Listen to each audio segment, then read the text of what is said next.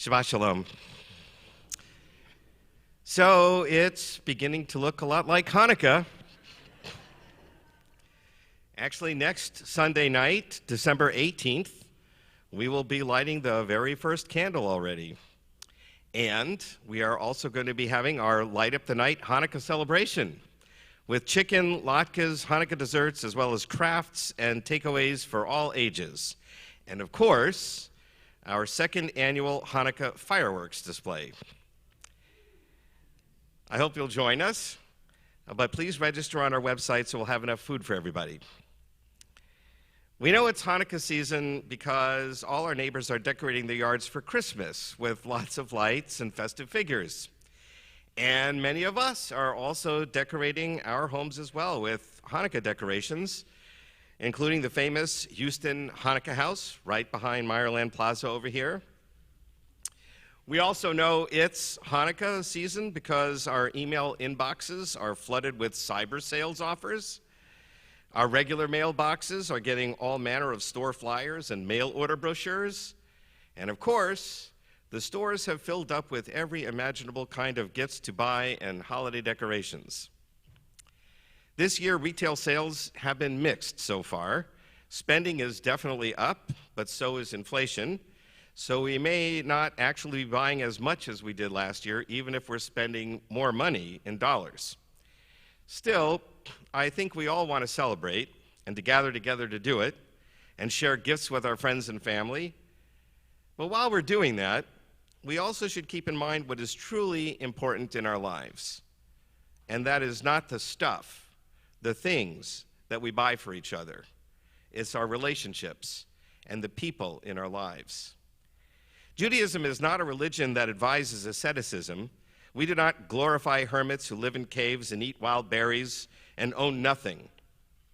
As Tevye in Fiddler on the Roof put it, it's no shame to be poor, but it's no great honor either.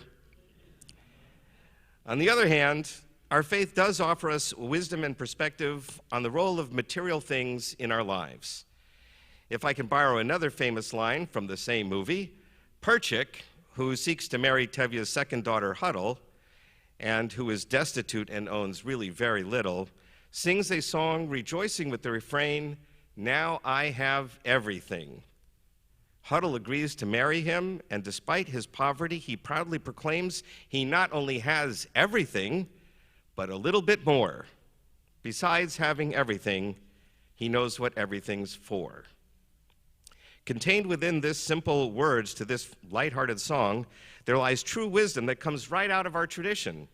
In fact, we can find it in the words from the Torah portion we're going to read tomorrow morning.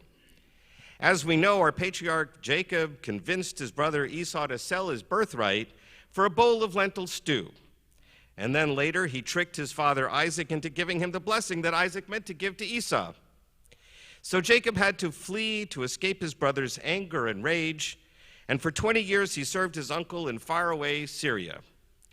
And during that time he became quite wealthy. But he did so through hard work. He only used his cunning in the end to get what rightfully should have been his because of his skill and his diligence. In this week's Torah portion, he now returns to face the brother he cheated. But in the 20 years, he has grown and matured. Here is what Jacob did to prepare for his encounter with his brother Esau. Jacob sent ahead of him a total of 550 animals, goats, sheep, camels, cows, and donkeys. That was the sign of wealth in those days, along with servants to guard them. All of these were to be a gift to his brother, perhaps to repay Esau for all the pain he had caused, as well as the rights of the firstborn that he had taken. And then Jacob arrives after all the waves of animals to greet his brother. And Esau asks, "What is the meaning of all these servants and animals that you sent me?" And Jacob replies, "In order to gain your favor." So Esau answers Jacob by saying, "Yesh li rav." This is sometimes translated as, "I have enough, my brother."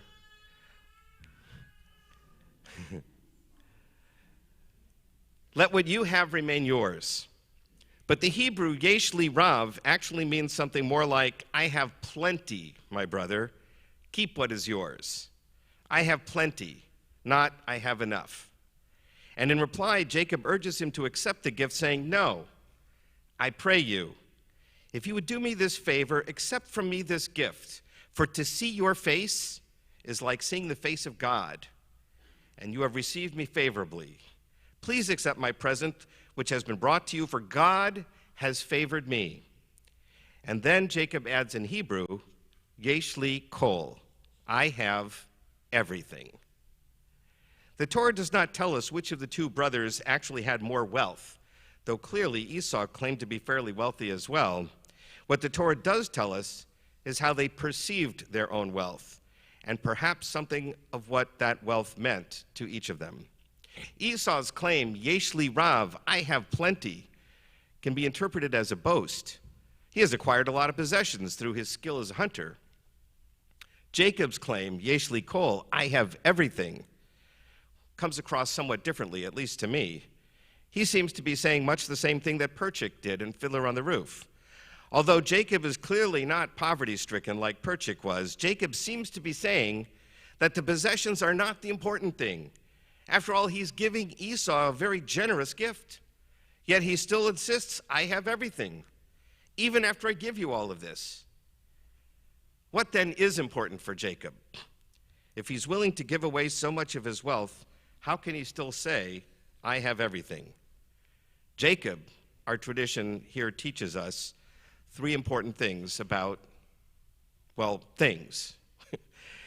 The sage Ben Zoma in Pirkei Avot asked, Aizahu Ashir, who is rich?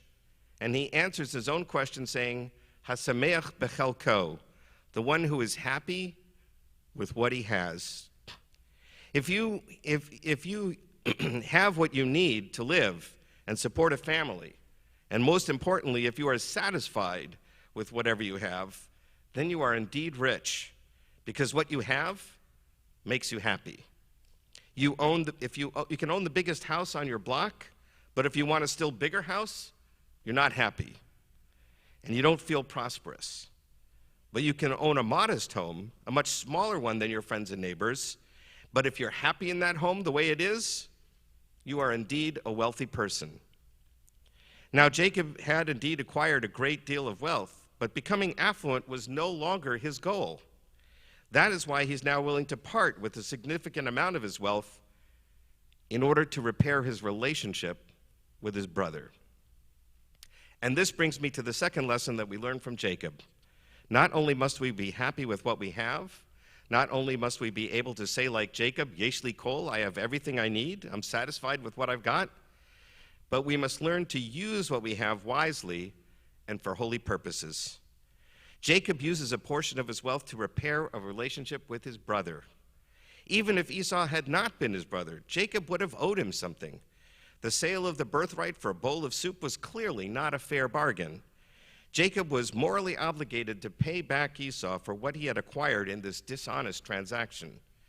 All the more so because Esau was his brother.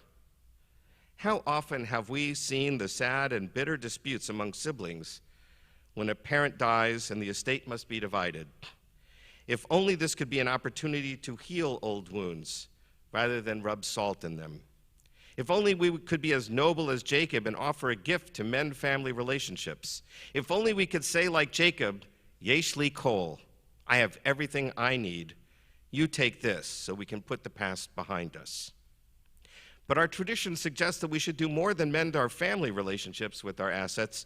We're commanded to give tzedakah, to give to righteous causes, to care for the poor, to help all those who are less fortunate, to improve the world, to support all manner of humanitarian causes. One thing we at Beth Yeshurun can do as a community in this season is to donate toys for the children at the Reynolds Elementary School. And in this way, we as a community will help those kids have more reasons to celebrate this Christmas. In our Torah portion this morning, Jacob says to Esau, to see your face is like seeing the face of God. We are all created in God's image. When one of us is distressed, it's our obligation to do for them, to bring them aid and comfort. Merely possessing things is meaningless. We can't possess things forever even if we succeed in keeping them in our lifetime. As the saying goes, you can't take it with you when you depart this world. Possessions can be meaningful if they can be used for good and holy purposes, for our enjoyment, of course, but also for the enjoyment of others and to improve the lives of others.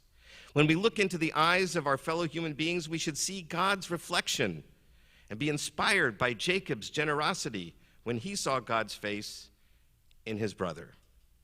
And finally, our tradition teaches us to be grateful for what we have. We should see everything as a gift from God. Once again, we turn to Jacob's words, "For God has favored me, and I have everything." Before we eat food, we're commanded to recite a blessing thanking God for providing the food.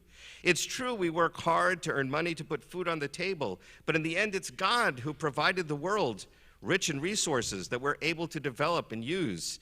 It's God who provided us with intelligence and skills and talents that enable us to utilize those resources. Every morning we wake up, we're supposed to recite a blessing, Modeh Ani, that gives thanks to God for restoring consciousness for another day. 3 times a day we thank God in the Amidah for a whole variety of things: the rain in its seasons, prosperity, good health, granting wisdom and intelligence, and for all the countless miracles that we take for granted every day of our lives.